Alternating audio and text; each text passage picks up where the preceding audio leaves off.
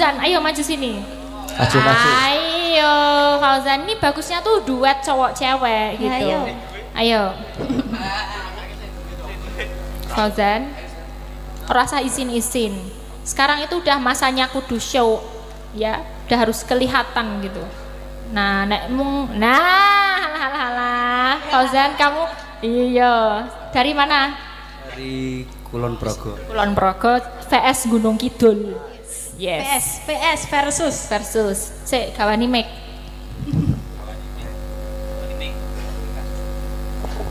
Sik ha. Piye? Coba.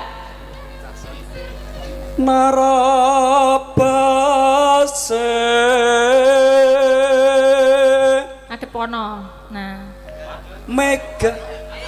Mega betul, Mega. Wah, jebul ada udang di balik batu.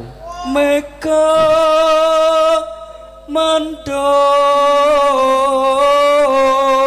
mandong.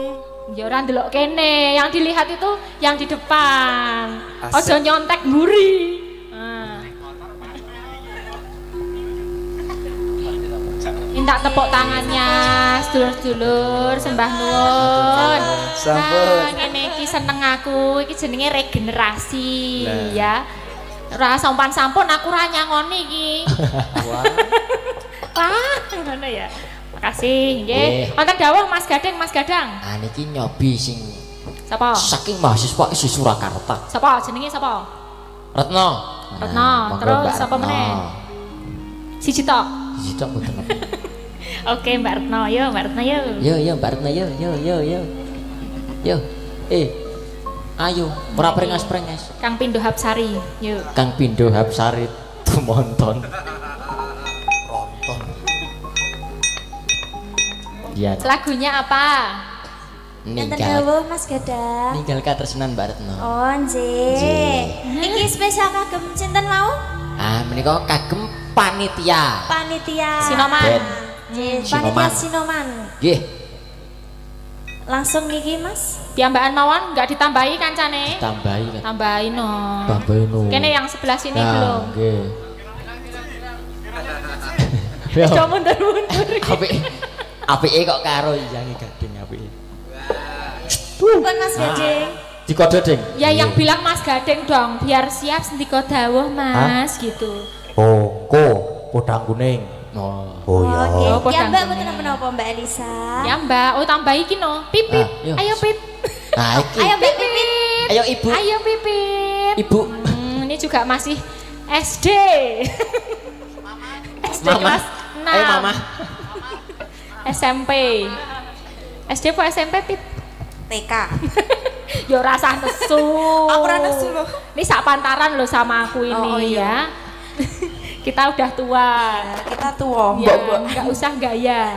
Ya oke, kasih lagunya Ninggal Ninggal Katresnan. Ini Katresnan. kocok-kocok jenenge apa ya? Karawitannya namanya apa ya? Hah? Apa Apa ini namanya?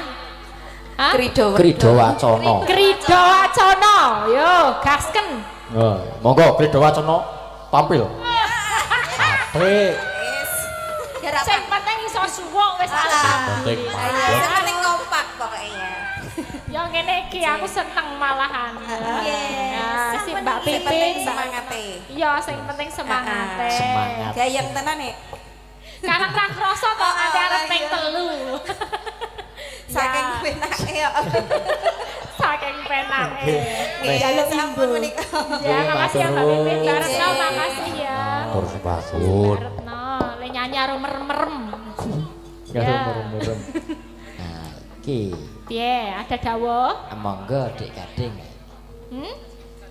Apa arep podang kuning sih? Oh ya. Bebas sutradara, dalang itu sutradara. Monggo. Ayo Mau Dik. menyimak Ayo, Dik. siapa? Beb. Ayo Beb. Cin. Walah, Wes. Beb, Cin, Hani, aduh, Ya. sweetheart, Melompat. Seng. Lah, Nah, wes. Nah, ngobrol dulu. Nah, Dulu. Minta apa? Minta dinyanyiin apa? alah Janis.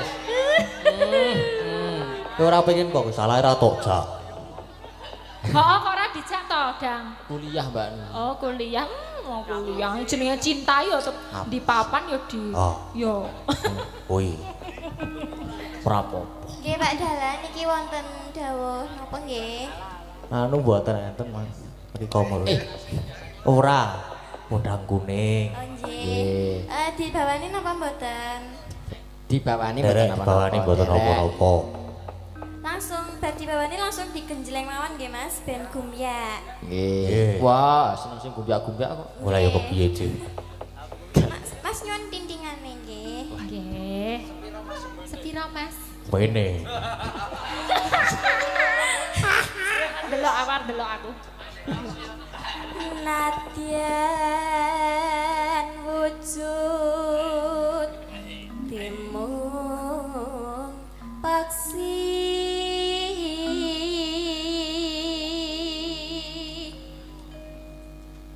agawe palining berantak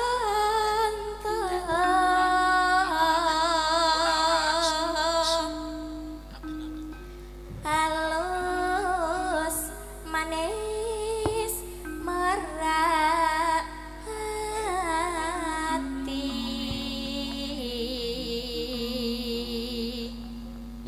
Jamu kok mau nang kewe. Kok meneng wae to ngomong Dek let mune. Lagi bawa. Wasa wegan kula lana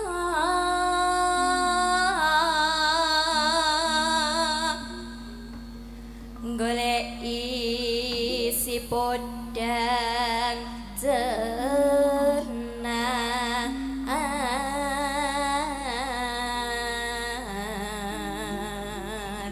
Kamu udah berapa lama ya sama Gading? Nah, iki. Bisik-bisik wae. Pinten sayang? Aduh. Anak-anak ini. Pinten nggih? Pinten nggih? Pinten. Pinten. Nggih pinten? Dipaske wae. Wah, iki nek bar iki ngejak gelut iki. Ngejak segel. Wis piro, Ding? Piro ayo bedek? Berapa bulan, Ding? Kalih minggu nggih. Napa 3 minggu? Oh, baru 3 minggu. Halah, saya nyare. Nembe nandang kasmaran. Iya. Anyar-anyar kok ngejak gelut. Yang ngajar siapa dulu? Kamu apa dia? Lagi. Oh iya wes. Aja gelem wong wedok aja gelem ngoyak ya. Nah, iya. Mboten ngoyak kok di DM riyen nggih. Oh, ora tak DM yo. Di follow riyen. Tak WA langsung kane aku ki. Oh. Oh iya. Dan pokoknya arep ngerti kisi-kisine Gading niki takon Mamas iki. Udah pengalaman. Pengalaman. Bangga. Ibu krungkep. Ibu bunga ing atiku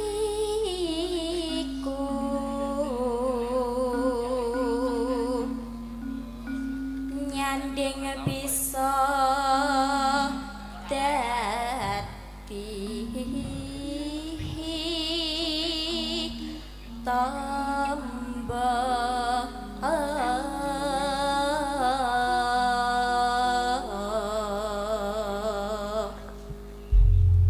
Oke, jas. Oke. Batek tau ket mau. Moga-moga selamat, moga-moga selamat. Oh, aku nek Mas Jaipong langsung mawon nggih. Mau langsung dangdut. Mas Jaipong. Goyang. Nggih. Mas Jaipong namanya? Mas Mas- Mas Jaipong ngono Mas lho karo Gabres. kancane. Mas Bayu. Mas Gabres. Mas Gabres. Iki kok ping 3 ra apa-apa kok, Mas. Ping 4, Mas. Ya, modang kuning langsung dangdut. Makasih. Matur. Dik Penti. Kendel-kendel aku seneng. Ngamuk kayak kowe. Ki yang belum maju satu tuh tinggalan tuh. Ya. Muga-muga tesih enten sing panitia wae. Gubuk Asmoro. Oh, Gubuk Asmoro. Asmara. Iki Gubuk Asmoro iki. Monggo Mbak Nabila. Mbak Nabila. Mbak Iki Iya, nek karo Mbak Retno mau ya ketok kaya kakak adik. Kakak adik. Jambe Sumidar. Iya, wis dasare irunge apa jenenge? Bangir. Bangir. Nah, iki ya anteng padha karo Mbak Retno ini ya. Waduh. Klecam. Retno kok anteng. Nah, ini dikasih bawang enggak? Bawa apa langsung? Monggo nderek Mbak Nabila. Bawa. Bawang ya. Nah, biar kelihatan seperti apa keridanya. Nah. Nyingkar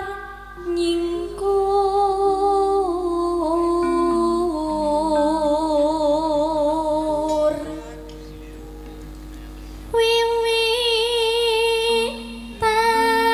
wiwitane nyingkar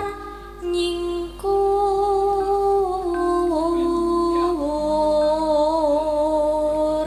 Tak kasih suara cowok ya. Ayo Dan. Ayo. Ayo. Sak lare. Dani. Niki mangkel gender pripun niki? Ora usah digendari. Buat lingsem pun yen kes mutan. Wah ya, ces. Karo sapa meneh ayo tunjuk. Sapa? Abimanyu, Di Abimanyu. antara Abimanyu. Yoko-yoko. Abimanyu. Abimanyu. Niki, Sing ngerebab, Di- di- sing ngerebab. Ah iya banyak Abimanyu.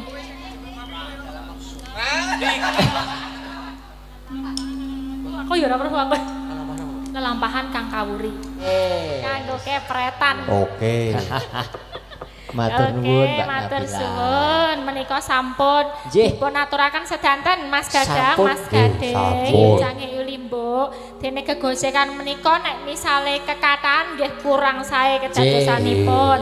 Ingkang baku niku lakonipun. Nggih. Menika wau suka parisuka supados sedanten kemawon saged bahagia nggih Nggih. rena ning penggalihipun lan Nggih. mugi-mugi saged sedaya pinaringan berkah barokah sampun rawuh wonten mriki Amin. ingkang nanggap nggih ingkang diparingi berkah ingkang kathah pakirun lan keluarga lan sedanten kalepetan kula nyuwun pangapunten ingkang kathah.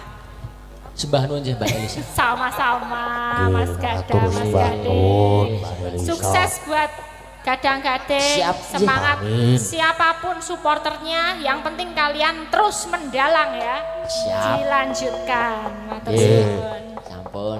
Enak. Kepiye, Mak? Lakone isih dawa. Iya. Ya wis ayo. Nderekke Ratu Gustimu ngombyongi nganten Ndara Bagus Lesmana Mandra Kumara. Iya, Mak.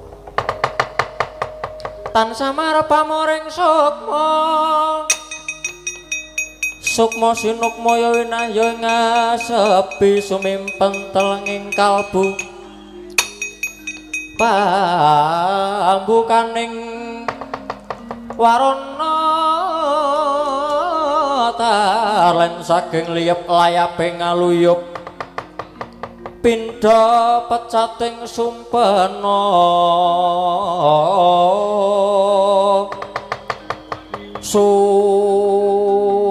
sumusuping rasa jati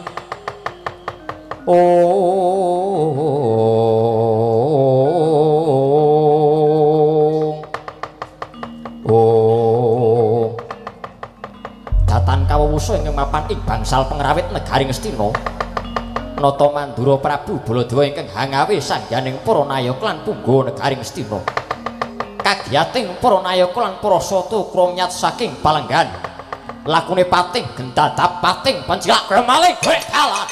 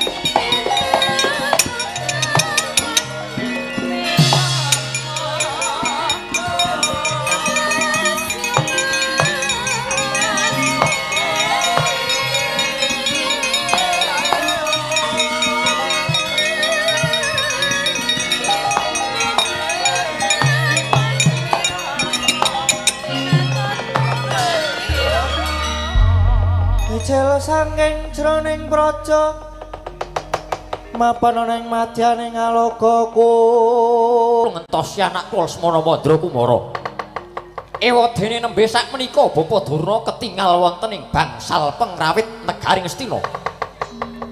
Nger nyuwun pangapunten wayah kula Lesmana Mandra Kumara menika kula tenggo dangu sanget. Lah kok mboten medal-medal saking kasatriyan Saroja Pinangun. Ngantos kula utusan ayaka negari supados njujul Lesmana Mandra Kumara.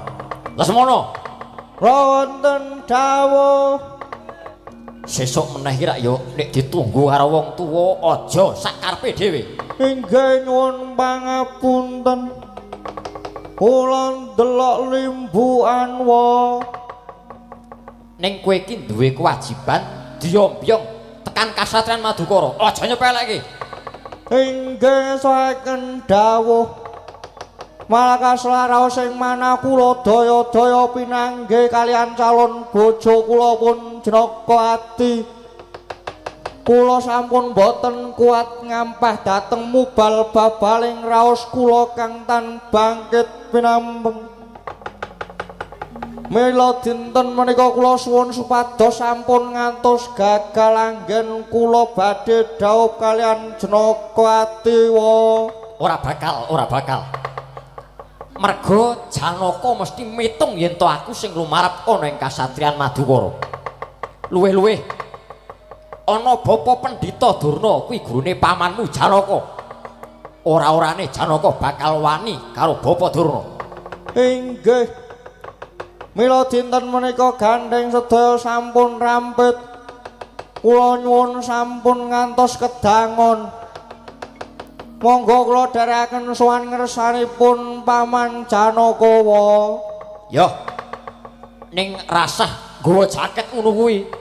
Manten kok nggawa jaket kuwi ora wangun. Adem Dewa. Ademo kaya ngopo iki lak ya kudu diampet. Kowe iki calon nganten, kudu sing gagah perkasa ngetokke yen kowe iki wong lanang tenan Lesmana. Inggih saken dawuh. Sapa sing manehi jaket? Sapa sing menehi jaket? Munyuke ning buri kae yang Sengkuni. Paman Sengkuni sampeyan niku pripun? Ale wau nembung nglih kula. Ken madoske jaket, nggih pun to. Ah niku enten jaket, terus wingkinge enten tulisane Linmas sing ngoten.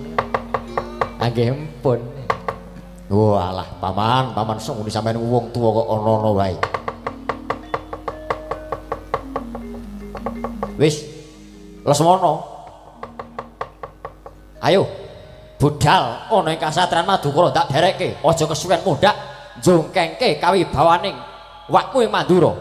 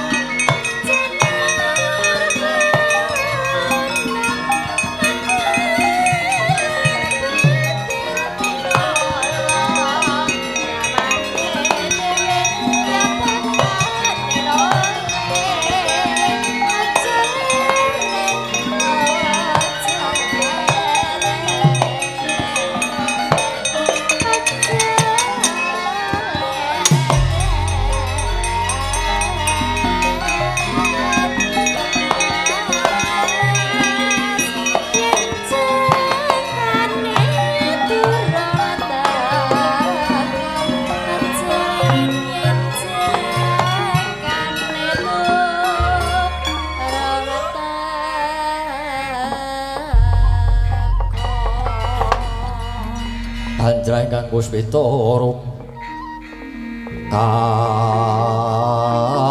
kasiliring samirana amre sekar gadung kang mangambar ungas gandanira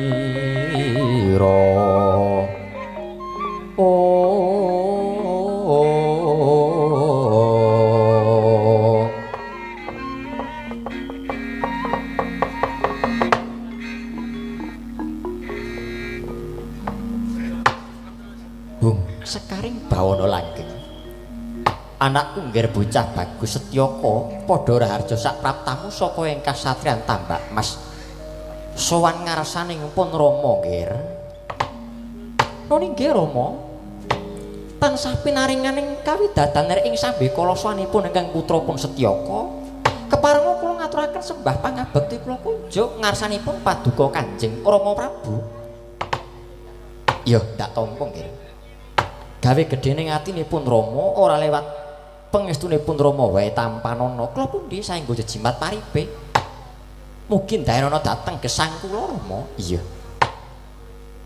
mung rada gumun dene sowanmu ana ngarsaning pun Rama didherekake karo atmajaning sun si Setija Bumanara Kasura inggih Rama kasinggihan mekaten keparenga ing putra ing Traju Tresna ngaturaken sembah pangabekti kula kunjuk ngarsanipun paduka Kanjeng Rama Prabu iya Setija ndak tampa pangestune wong tuwa wae tampanana ya nggih nggih kawula pundi dadosa jejimat Angger Setyaki Angger Setyaka katuran karharjan Paman Garbara Ciwilujeng bekti kula kunjuk Paman lho nggih kula tampi nggih Angger Setija katuran karharjan Paman Garbara Ciwilujeng bekti kula kunjuk Paman nggih kula tampi dawah sami-sami nggih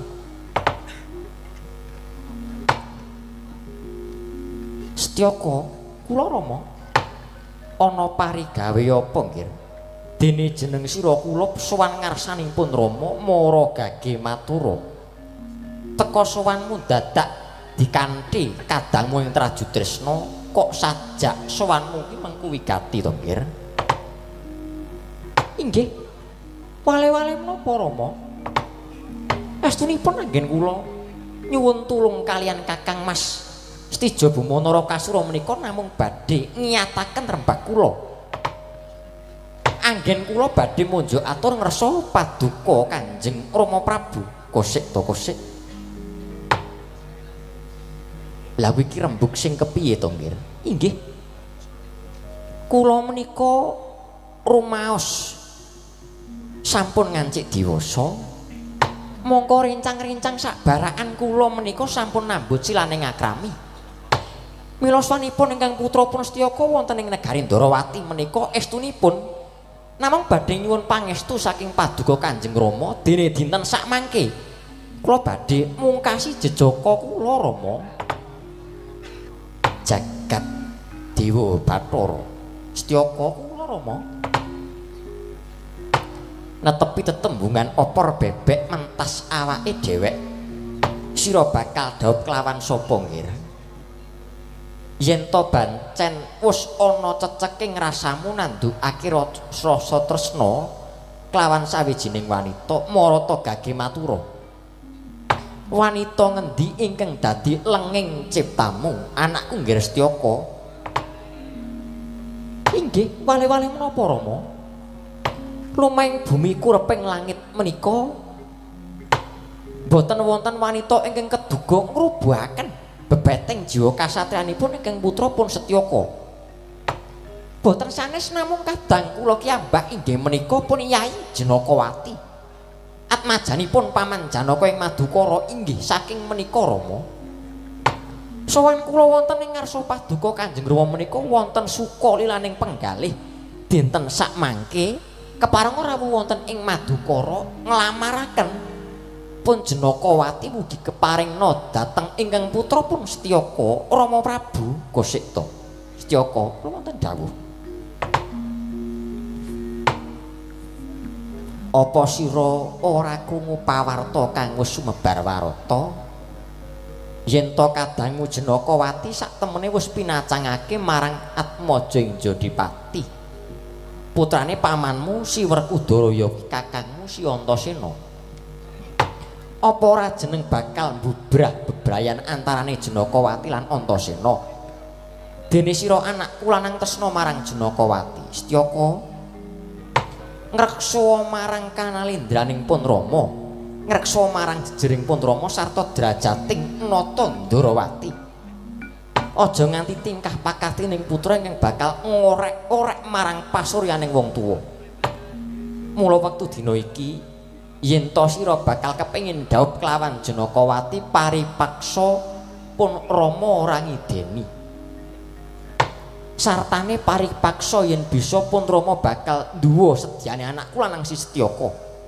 Amarga yen to nganti kawanguran sira kulup misahake bebrayaning Jenaka lan Antasena, iki mengko sira padha karo nyiprati rah letuh kelawan pasuryaning Rama ing Dwaraka. Setyaka kagyatri sang kapirang rinangkul kinempit-kempit dosa ngretaning bawana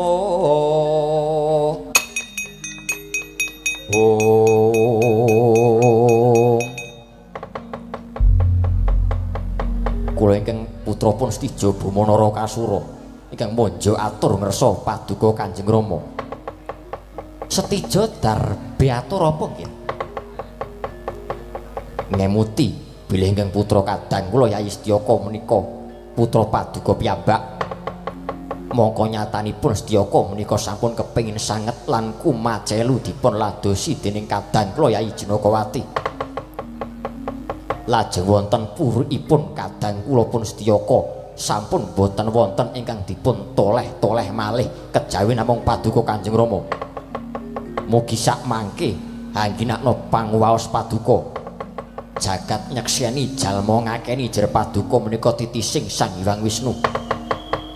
Bodho kresnane ning Wisnu niki ora bodho. Kula kinten Paman Janaka boten wantun handhuwa dhateng kepareng paduka menawi jengandika Kanjeng Rama Prabu menika kepareng amisaken pepacanganipun Jenakawati lan Antasena. Kula kinten boten badhe kawratan.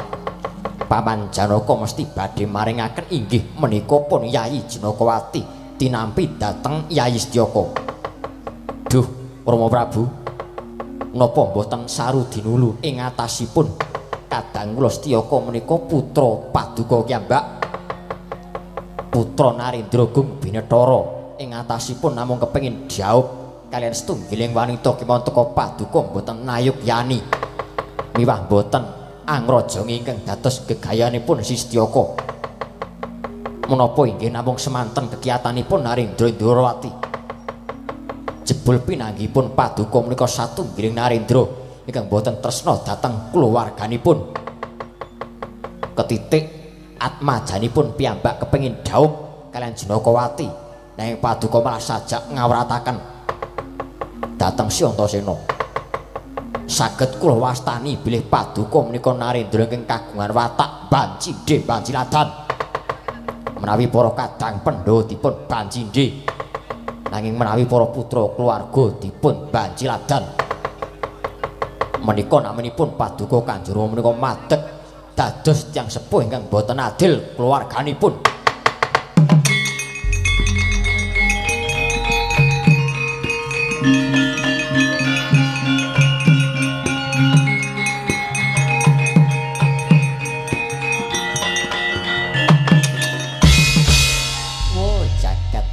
Bathara ya jagat mangestungkara. Setija kula wonten dawuh Rama. Sewu-sewu kalepatanipun ingkang putra Tadawadana dene kula wantun kumalancang matur ingkang kados mekaten. Ora apa-apa, ora apa-apa. Malah semune kowe narbuka marang paningale Nata Ndarawati. Dosa apa kang bakal tak sandang ana tetembungan anak polah kuwi bapa kudu kepradah. Mongko Setyaka duwe gegayuhan dhaup karo Jenakawati yen to pancen kowe mengkono Setijo. Pun Rama ora bakal kabotan. Pancen kudu aku sing ndhaupke Atmajaku yen to kateman aku ora bisa ndhaupke Atmajaku doh nyono cerak nyono bakal mestani yen to Nata Ndarawati kuwi ora sembodo minangka dadi wong tuwa. Lah rak ngaten. Wah jan marem raos kula. Dimas Tyaka, kula wonten dawuh Kakang Mas. Kanjeng Rama wis paring dawuh bakal sembodo mujudake apa kang dadi gayuhan. Waduh, waduh. Ngaturaken panuwun ingkang tanpa pepindhan Rama Prabu. Dene Paduka sampun nulusaken menapa ingkang dados pamotahipun ingkang putra. Dandana cara nganten Setyaka. Ndak irit sowan ana ing kasatriyan Madukara tak tembungke Jenakawati. Ngestaken dawuh Rama. Setyaki wonten timbalan. Kakang Patih Udawa ayo derekno budal ingsun kelawan atmajaning sun Setyaka apa dene Sestijo prapteng jabaning rangkah. Suwi kula dherekaken Kang Prabu. Monggo sinuwun kula dherekaken. Setijo, Setyaka ayo budal dina iki monggo Rama kula dherekaken. Monggo Rama kula dherekaken.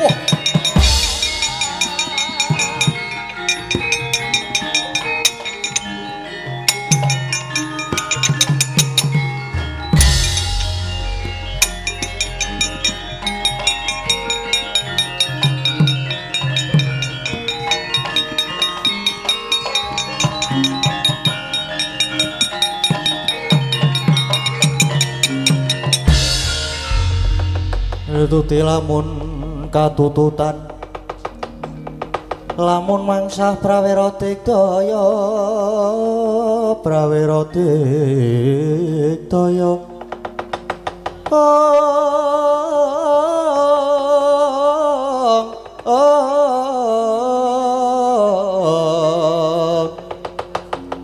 Narangkono magawe ogarira wang-wang. Wah, durung suwe barisane para Sata Kurawa lumaku. Budal saka negara Ngastina katenjuh iki lakune Setyaki. Yo dasar kepara nyoto. Ana wigati apa? Saiki genti aku sing takon. Ana wigati apa? Kowe ngirit wadyabala Sekar Papan liwat dalan kene. Hei Setyaki. Aja takon karepku. Ku arep nendi? Ayo, kowe gage mingira. Sumingira. Iki wadi tumrape sapa wae. Kena tak ibaratke kowe kuwi bakal dadi dom sumuruping banyu. Wah. Yo gedhe sujanamu Setyaki, babamu. Oleh yo bacut. Ora oleh bakal tak ruda parepeksa. Ora oleh lewat kene. Nanging oleh lewat kene nanging kudu iso nyempal bau kiwa tengene Setyaki. Babu Rawa. Ora minggat kok ngarep aku tebak dadamu kene margane patimu. Maju secakah nek pengen tak tidak bakal tak sempal baumu kiwa tak glitho sirahmu rondo bojomu salase urip Setyaki. Kartobar. Yo. Asik.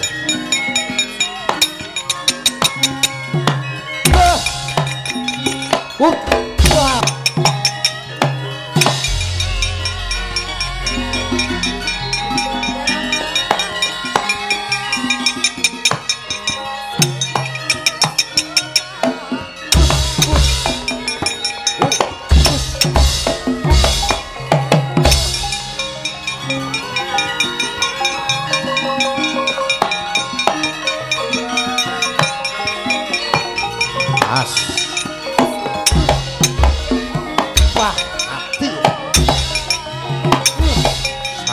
Boy, Setyaki.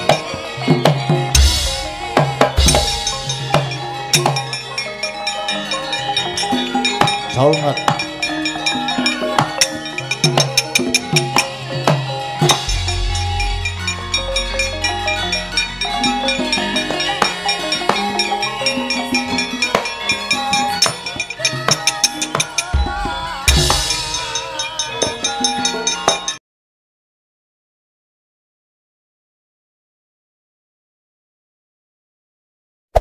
Hey there. Subscribe to my channel. And also press this bell icon.